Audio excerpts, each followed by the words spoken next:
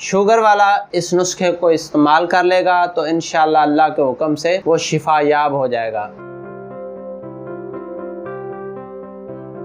बिस्मिल्लाहिर्रहमानिर्रहीम। अस्सलामु अलैकुम नाज़रीन, अलशाफ़ी ऑनलाइन से मैं doctor Mohammad Sarfaraz herbalist DHMS and फाजल तिब व जराहत आपकी खिदमत में हाजिर हूँ। नाज़रीन, शुगर को एक ला इलाज मर्ज समझा जाता है और पूरी ज़िंदगी शुगर को नॉर्मल रखने के लिए एलोपैथिक गोलियां खाई जाती हैं या इंसुलिन लगाई जाती है। नाज़रीन, मैं आज आपको शुगर के लिए एक इंतहाई कीमती और बेहतरीन नुस्खा शेयर करूंगा आपके साथ।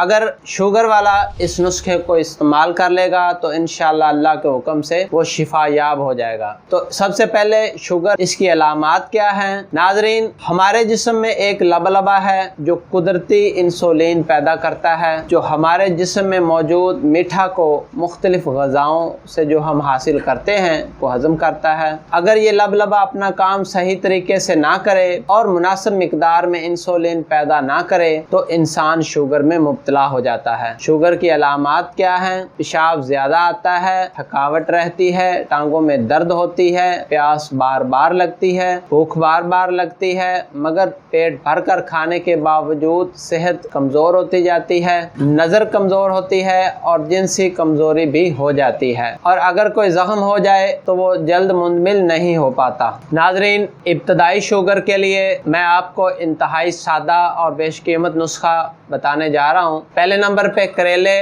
जो हम रोज़मर्रा सब्जियों में इस्तेमाल करते हैं, ये शुगर के लिए इंतहाई फ़ायदेमंद है। दूसरे नंबर पे ये बूटी जो मेरे सामने पड़ी है, ये शाफी जड़ी बूटी है जो अक्सर नहर के किनारों पर पाई जाती है या खाली ज़मीनों में मिलती है। ये आप देख रहे हैं इसके पत्ते कैसे हैं, ताकि आप इसको पहचान सकें। और इसके ऊपर ये सफ़ेद कलर के छोटे छोटे फूल लगे होते हैं और इसका जायका जो है ये कड़वा होता है। इस जड़ी बूटी को पत्तों और टहनियों समेत बारीक काट कर छाँव में खुश्क करें और करेलों को भी जो है वो बारीक काट कर छाँव में खुश्क कर लें। इनको बराबर मिकदार में पीस कर सफूफ तैयार हो जाएगा। वो चाय वाला चम्मच सुबह शाम खाना खाने के बाद पानी के साथ इस्तेमाल करें और साथ परहेज ज़रूर करें। परहेज मीठी अशिया का है, यानी मसनूई मिठाइयाँ, कोल्ड ड्रिंक्स, मीठी चाय और ज़्यादा मीठे वाले फल जैसे केला, अंगूर और आम। इसके अलावा बाकी जो फल हैं वो आप ज़रूर खाएं जिनमें शुगर की मिकदार कम होती है, ताकि हमारे जिस्म को कमजोरी ना हो। और सुबह जो है वो वॉक जरूर करें और वर्जिश भी करें। अपने जहन को परेशानियों से पाक रखने की कोशिश करें और साथ जो